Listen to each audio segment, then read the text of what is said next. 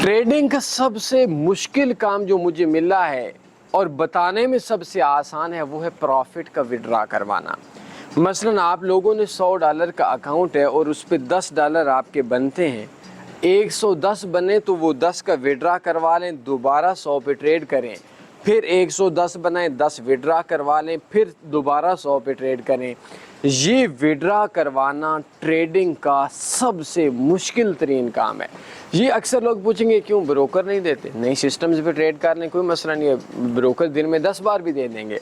लेकिन प्रॉब्लम ये होती है कि अक्सर लोग बोलते नहीं जी मैं 100 है, मैं 150 बनाने के बाद विड्रॉ करूंगा, मैं 300 बनाने के बाद विड्रॉ करूंगा। अब वो 100 से 110, 150, 200, 300 विड्रॉ करवा कर एंड पे अकाउंट वॉश कर देगा।